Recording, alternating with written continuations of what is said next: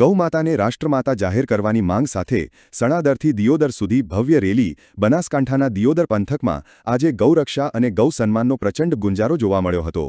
ગૌ સન્માન આહવાન અભિયાન અંતર્ગત ગૌમાતાને રાષ્ટ્રમાતા અને રાજ્યમાતાનો દરજ્જો આપવાની માંગણી સાથે સાધુ સંતો અને હજારો ગૌ ભક્તોએ રસ્તા પર ઉતરી વિરોધ પ્રદર્શન કર્યું હતું। આ અભિયાનની શરૂઆત સણાદરથી થઈ હતી, જ્યાંથી સાધુ સંતોની આગેવાનીમાં વિશાળ રેલી દિયોદર મામલતદાર કચેરીએ પહોંચી હતી।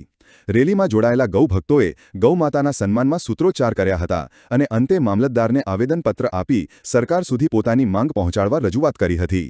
ઐતિહાસિક નિર્ણય લેવાની માંગ। રેલીમાં ઉપસ્થિત સંતોએ જણાવ્યું હતું કે સમગ્ર ભારતમાં ગૌમાતાને રાષ્ટ્રમાતાનો દરજ્જો આપવા માટે જનજાગૃતિ અભિયાન ચાલી રહ્યું છે, જેના મુખ્ય પ્રણેતા નંદી મહારાજ છે। જો દેશમાં અયોધ્યામાં રામ મંદિર બની શકતું હોય અને જમ્મુ કાશ્મીરમાંથી કલમ 370 હટી શકતી હોય તો ગૌમાતાના રક્ષણ માટે પણ સરકારે હવે ઐતિહાસિક નિર્ણય લેવો જોઈએ। વર્ષ 1947થી ચાલી આવતી હિન્દુ સમાજની આ લાગણીને વાચા આપવા માટે આ રેલીમાં મોટી સંખ્યામાં લોકો જોડાયા હતા। ગૌભક્તોએ ચીમકી ઉચ્ચારી હતી કે જ્યાં સુધી ગૌમાતાને યોગ્ય સન્માન અને રક્ષણ નહીં મળે ત્યાં સુધી આ આંદોલન અને જનજાગૃતિ ચાલુ રહેશે।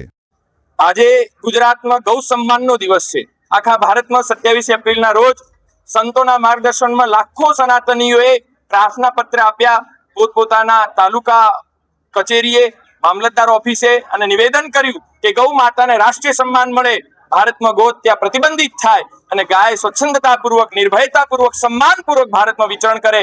તે જ અંતર્ગત આજે દિયોદરમાં હજારોની સંખ્યામાં ગૌ ભક્તો ઉપસ્થિત થયા અને હજારોની સંખ્યામાં કરીબ 42,000 ગૌ ભક્તોએ પોતાના સિગ્નેચર કર્યા અને ભાવ રાખ્યો કે હા, ભારતમાં ગૌહત્યા પ્રતિબંધિત થાય, ગૌ માતાને રાષ્ટ્રમાતા ઘોષિત કરવામાં આવે। અને આ પછી પણ જો સરકારશ્રી દ્વારા આ વિષયને ધ્યાનમાં નહીં આવે, ગૌ માતાને રાષ્ટ્રીય સન્માન નહીં આપવામાં આવે તો 27 જુલાઈના દિવસે કલેક્ટર કચેરીએ, જિલ્લા મુખ્યાલયે આ જ્ઞાપન પત્ર, પ્રાર્થના પત્ર આપવામાં આવશે અને દરેક ગૌ ભક્તોની, સનાતનીઓની એક જ માંગ છે કે બધા જ કાર્યો થઈ ગયા, હવે એક વિશેષ કાર્ય સનાતન ધર્મનું જે બાકી રહ્યું છે એ ગૌ માતાના સંરક્ષણનું, ગૌ માતાના સંપોષણનું અને ગૌ માતાને રાષ્ટ્રીય સન્માન અપાવવાનું બાકી રહ્યું છે।